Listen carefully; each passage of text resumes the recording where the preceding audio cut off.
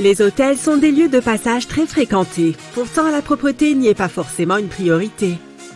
Il peut y avoir des punaises des lits et d'autres parasites qu'on ne remarque que lorsqu'il est déjà trop tard.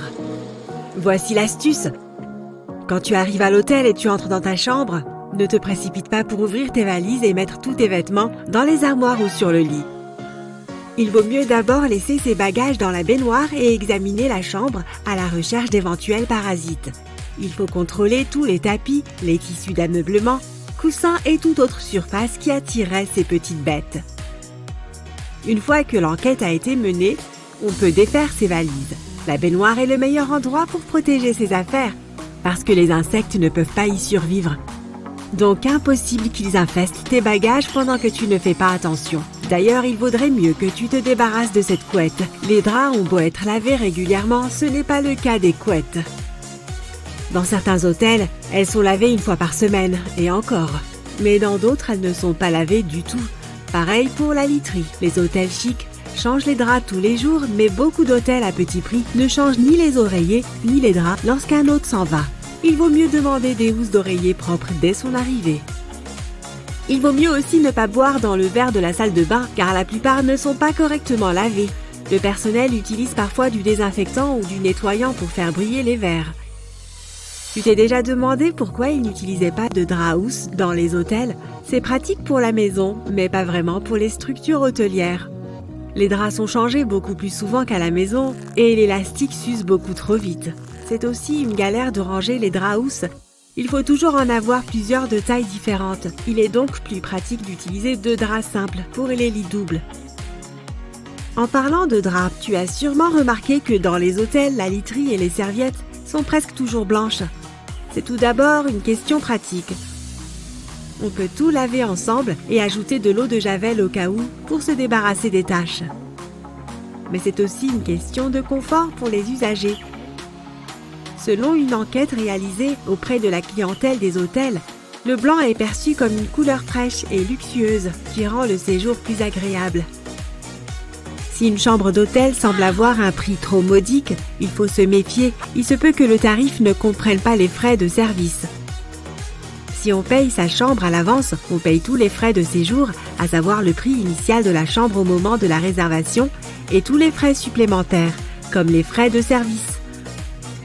En décidant de payer à l'hôtel en fin de séjour, on peut faire face à des frais inattendus. Il vaut mieux bien lire l'addition. Tu as peut-être remarqué que dans certains hôtels, il y avait un téléphone dans la salle de bain juste à côté des toilettes. Ça peut paraître bizarre, mais c'est obligatoire pour les hôtels qui ont reçu 4 étoiles aux États-Unis.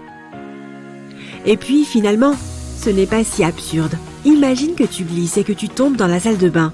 Avoir un téléphone à portée de main pour appeler de l'aide, ce n'est pas si mal. Toujours concernant les salles de bain, il n'y a généralement pas de ventouse pour WC. C'est pour donner l'impression aux hôtes qu'ils sont les premiers à mettre les pieds dans cette chambre. C'est une question de confort et c'est la priorité de tout hôtel qui se respecte. Selon des sondages anonymes, la présence d'une ventouse pour toilette donne l'impression qu'elle pourrait mal fonctionner et ça ne donne pas une très bonne image. Si les clés des chambres sont des cartes magnétiques, il ne faut pas les ranger à proximité de ton portable ou de ton portefeuille. Le problème, c'est que les cartes clés sont conçues pour être reconfigurées régulièrement de façon simple et rapide. Donc n'importe quel aimant un peu puissant, comme celui de ton téléphone, peut démagnétiser la carte de sorte que tu ne pourras plus ouvrir la porte de ta chambre. L'hôtel te donnera certainement une nouvelle carte, mais ça reste embêtant. Certains hôtels n'acceptent que la carte de crédit comme moyen de paiement. Sans carte de crédit, impossible de réserver une chambre ou de payer les services sur place. Réserver une chambre n'est que la première étape du séjour à l'hôtel. On peut profiter de services comme le mini-bar qui seront facturés en fin de séjour. Si on n'a pas assez d'argent pour payer la facture sur sa carte de débit, l'hôtel n'a pas d'autre solution que d'entamer des poursuites judiciaires. Alors que si on paye avec une carte de crédit, tous les frais supplémentaires sont pris en charge par la banque et tout le monde est content. Les horaires d'arrivée et de départ des hôtels ne sont pas faits pour embêter les clients. Ils permettent aux hôtes de ne pas se croiser. Ils laissent aussi le temps au personnel de nettoyer la chambre et de la préparer en vue du prochain arrivant. L'heure de départ est généralement prévue entre 11 heures du matin et midi, pour une question de confort. On peut prendre son petit déjeuner et se préparer tranquillement au départ. Dans certains hôtels, il n'y a pas de prise électrique à côté du lit. C'est un peu nul, non? Tout est une question de date. De nombreux hôtels ont été construits avant l'invention de la démocratisation des portables. À l'époque, il n'y avait pas tant besoin de prise à côté du lit. De nombreux hôtels ne se sont pas encore mis à jour. Le meilleur moyen d'éviter ce problème, c'est de séjourner dans un hôtel relativement récent. Lorsque tu te présentes à l'accueil d'un hôtel, il se peut que le personnel te reconnaisse. Il n'est pas rare, surtout dans les structures de haut standing, que le personnel fasse quelques recherches au sujet de leur hôte sur les réseaux sociaux. Ça paraît un peu étrange, mais c'est une bonne façon d'en savoir plus sur son compte et de te permettre d'être plus à ton aise. À l'enregistrement, tu recevras une clé qui va reprogrammer la serrure et rendre toutes les autres clés existantes inutilisables. Il est important d'être courtois avec le personnel si on veut éviter les farces. Les hôtes mal élevés ont parfois droit à 2 clés initiales qui vont reprogrammer à chaque fois la serrure. Il devient impossible d'ouvrir la porte. Le dentifrice est de plus en plus rare dans les salles de bain de chambres d'hôtel. C'est un produit trop cher pour les hôtels à petit budget, parce qu'il est considéré comme un produit médical. Pour les hôtels de luxe, c'est le problème opposé. Ils n'arrivent pas à trouver de marque de dentifrice assez chic pour l'offrir à leurs clients.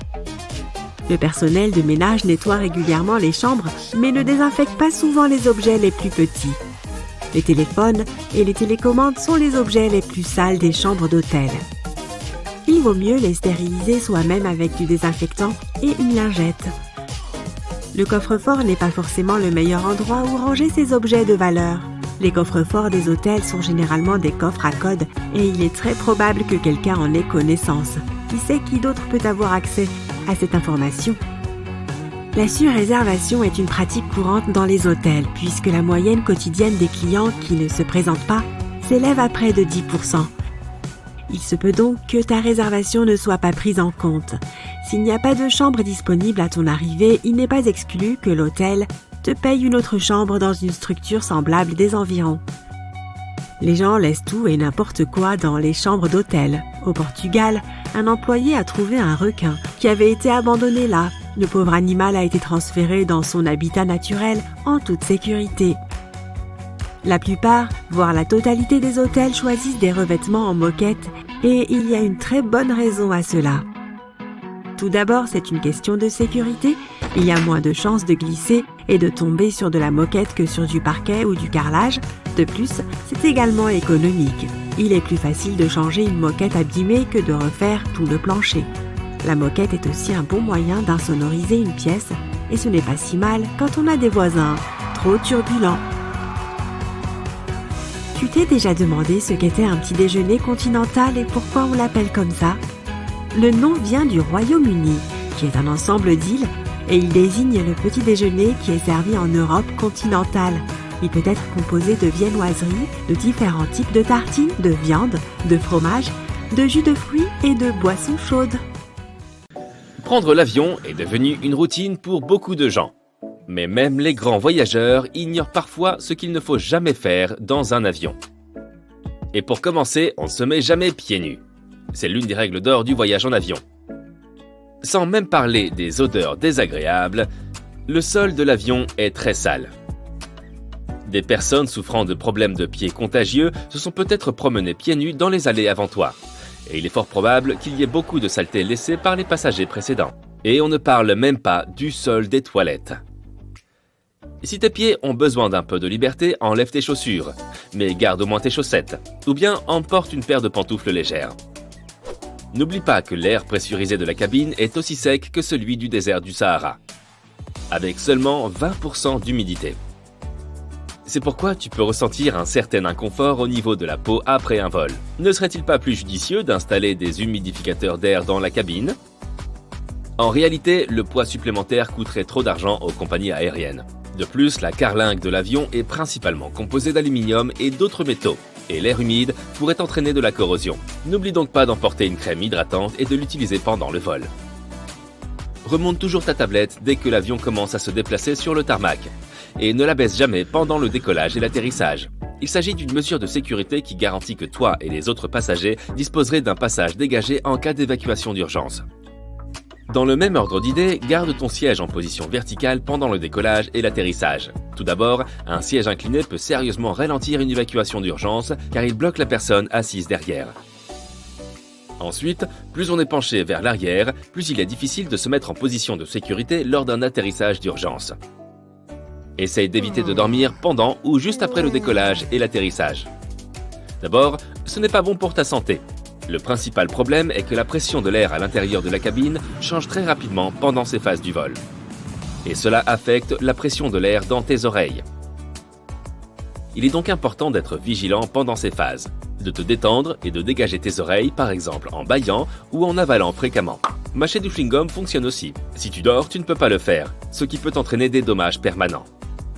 Et bien sûr, il y a la question de la sécurité. La plupart des accidents se produisent au décollage et à l'atterrissage. Si tu dors pendant ces phases, tu risques de ne pas être assez alerte en cas d'urgence. La recommandation suivante vient de l'Agence pour la protection de l'environnement. Selon elle, il est préférable de ne pas boire de boissons chaudes dans l'avion. L'eau utilisée pour préparer le thé et le café ne proviennent pas de bouteilles. C'est de l'eau du robinet. Or, les réservoirs d'eau des avions sont souvent vieux et pleins de bactéries.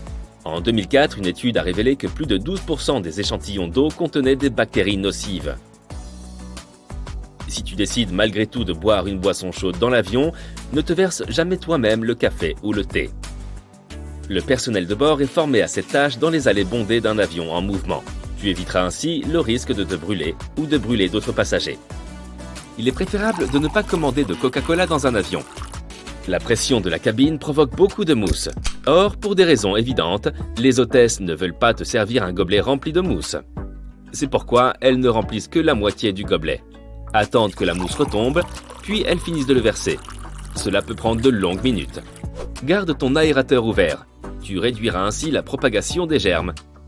Les avions sont équipés de filtres à air de haute qualité. Ils retiennent jusqu'à 99% de germes en suspension dans l'air. Tu n'as donc rien à craindre, mais n'oublie pas d'essuyer ta tablette.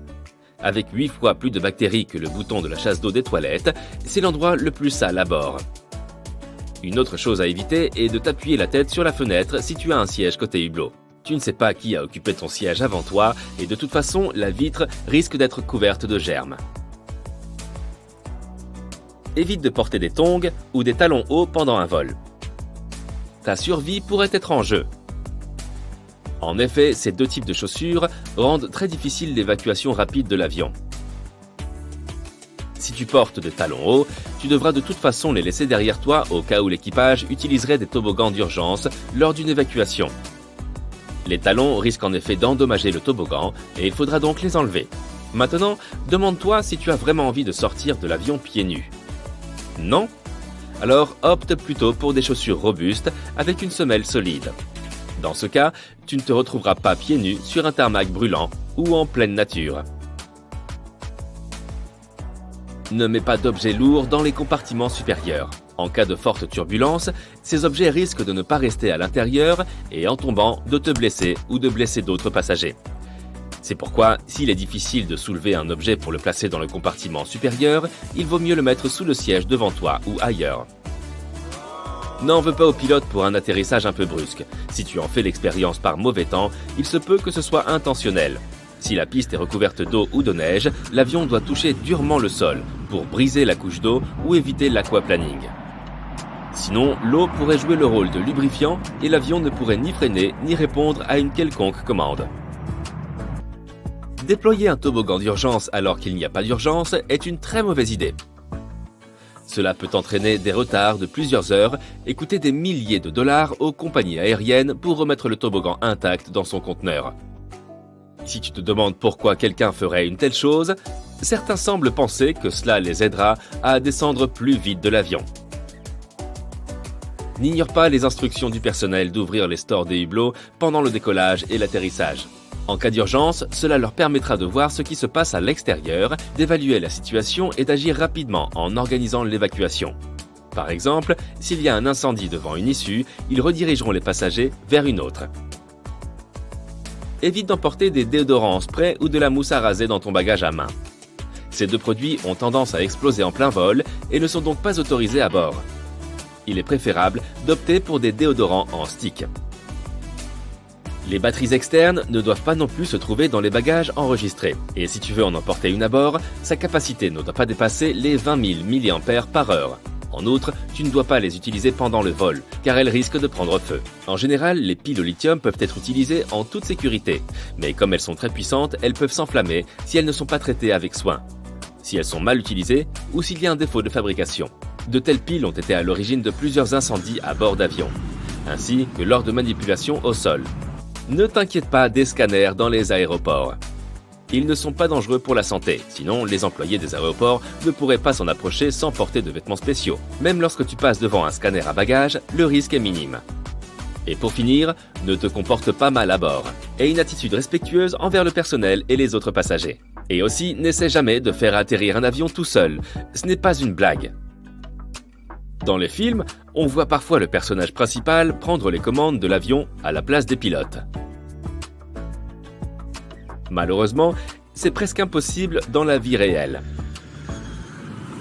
Même si une personne est très douée, qu'elle aime les simulateurs informatiques très fidèles à la réalité et qu'elle est prête à suivre toutes les instructions depuis le sol, elle risque d'échouer à cause d'un simple facteur, le stress. Il est vrai qu'il y a eu quelques cas où des amateurs ont fait atterrir de petits avions privés après l'incapacité d'un pilote. Mais il n'y a jamais eu de cas où un non-pilote a fait atterrir un avion de ligne. Ça n'existe que dans les films. Lorsque tu pars en vacances, je suis sûr qu'il t'arrive d'oublier quelques objets utiles, comme une craie de cire ou une tête d'oreiller. J'ai rassemblé les meilleurs conseils de voyage pour te permettre de passer des vacances inoubliables. Tu dois bien réfléchir à la date à laquelle tu prévois de partir quelque part. Si tu disposes d'une certaine marge de manœuvre, ne pars pas en juillet. Il n'est pas nécessaire de voyager pendant la haute saison. C'est trop cher et il y a beaucoup trop de monde. La meilleure période pour partir est la saison intermédiaire, qui se situe entre la haute et la basse saison. En Grèce, par exemple, c'est en avril et mai et en septembre-octobre. Le temps est déjà ou encore superbe, mais il y a moins de monde et l'hébergement est beaucoup moins cher. Lorsque tu fais une recherche de vol, fais-la toujours en mode incognito. Si elle est effectuée en mode normal, les fichiers cookies enregistrés suivront la trace de tes recherches, et les vols moins chers auront moins de chances d'apparaître si tu as cherché pendant un certain temps.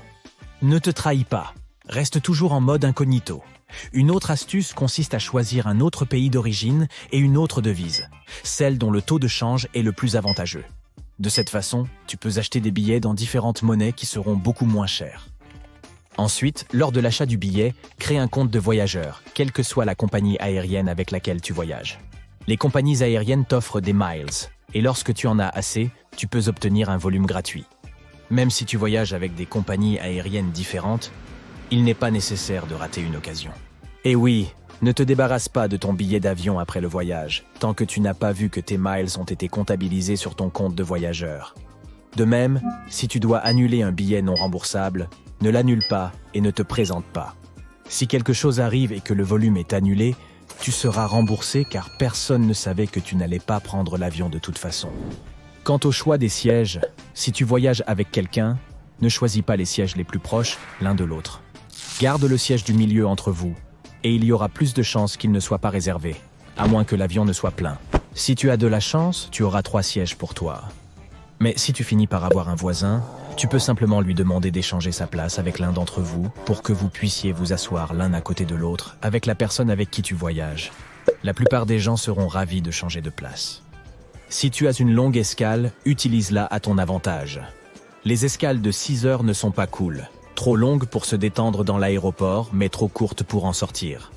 Dans ce cas, mieux vaut opter pour des escales plus longues et les utiliser pour explorer la ville avant votre prochain volume. Si tu réserves un hôtel, adhère toujours à son programme de fidélisation. Comme pour les billets d'avion, cela ne te coûtera rien, mais tu seras traité comme un invité spécial. De même, lors de l'enregistrement, demande un surclassement. Pour un même prix, tu pourrais bénéficier d'une meilleure chambre. N'oublie pas d'informer l'hôtel de toute occasion spéciale, lune de miel, anniversaire, etc. Tu obtiendras probablement des avantages de la part du personnel de l'hôtel. Même si les sites web de recherche d'hôtels sont agréables à utiliser, une fois que tu as choisi l'hôtel, appelle-le directement pour faire la réservation. Les sites web prélèvent des frais pour l'affichage des offres, de sorte que toutes les offres qui y figurent sont plus chères. En appelant directement l'hôtel pour réserver une chambre, tu l'obtiendras à moindre coût. Mais ne te sens pas limité par les hôtels. Les Airbnb sont une excellente option et il est souvent possible de trouver des endroits luxueux pour pas cher. Par ailleurs, si tu n'as pas peur des auberges de jeunesse, elles peuvent aussi être intéressantes. Tu peux rencontrer des voyageurs d'autres pays et te lier d'amitié avec eux, et peut-être même séjourner chez eux si tu te rends dans leur pays. Passons maintenant à la préparation des bagages. Tout d'abord, fais toujours une liste de contrôle de tes bagages et garde-la sur ton téléphone.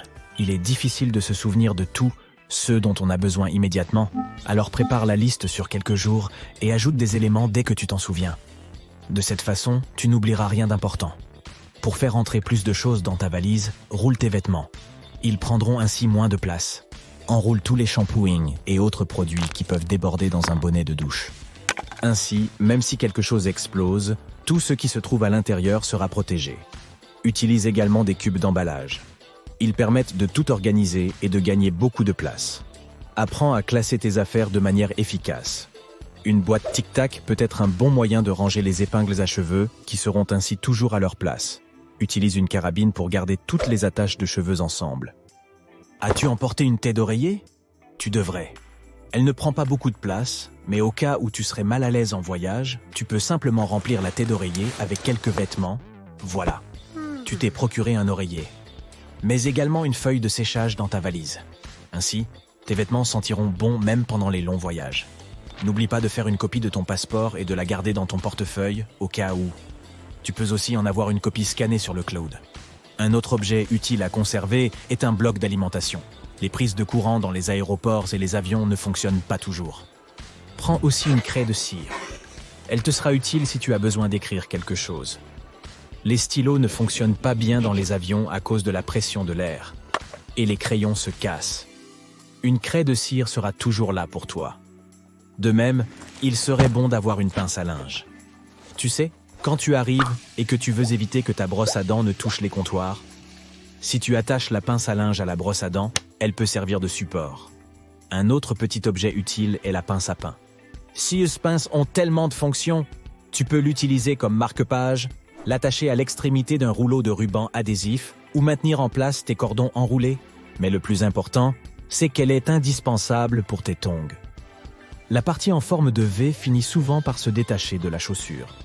Pour éviter cela, il suffit de glisser la pince à pain sous la partie inférieure. Elle servira de stopper et tes tongs dureront. Comment s'habiller ? Bien sûr, le confort est la première priorité. Les pantalons de survêtement et les leggings sont bien plus confortables que les jeans. Une veste confortable te permettra de ne pas avoir froid. Une écharpe à franges est également utile. Elle est chic et se transforme en couverture. Veille également à porter des chaussettes de compression. Elles t'éviteront de te sentir enflé pendant le voyage. Un autre élément important de ta tenue pourrait être un casque anti-bruit. Celui-ci changera la donne s'il y a un petit être humain qui crie dans l'avion. Dernière astuce, marque tes bagages comme fragiles, même s'il n'y a rien de fragile dedans. Ainsi, ils seront mieux traités et ils sortiront dans le premier lot après le volume. La plupart des gens dorment ou consultent leur téléphone lorsqu'ils voyagent. Mais certains voyageurs peuvent même jouer à des jeux de société. Mais si tu dois lancer un dé, il y a un problème. Si tu ne le fais pas assez soigneusement, tu risques de perdre le dé ou de devoir ramper sous les sièges pour le trouver, ce qui n'est pas très pratique. Il suffit de conserver les dés dans un petit récipient en plastique transparent. Secoue ensuite le récipient pour voir ce que tu as obtenu. Pour trouver des endroits sympas à visiter, va sur les médias sociaux. Regarde les photos et les vidéos que les gens publient depuis ton lieu de résidence et rends-toi dans les lieux qui ont retenu ton attention. Les pickpockets sont une réalité, mais il existe une astuce. Il suffit de rendre tes objets de valeur moins attrayants pour eux. Tu as un appareil photo coûteux ? Mets du ruban adhésif dessus comme si tu l'avais réparé, et les pickpockets penseront qu'il s'est cassé. Fais de même avec ton téléphone, ton ordinateur portable et tout ce que tu ne veux pas qu'on te vole. Est-ce que tu t'es déjà retrouvé avec un tas de pièces de monnaie étrangères totalement inutiles après ton voyage ? Certaines pièces et certains billets peuvent être conservés comme souvenirs de voyage, mais c'est trop gênant. Pour éviter cela, pense à faire don de tes pièces restantes avant de quitter le pays. C'est une bonne action et un poids en moins dans les poches sur le chemin du retour.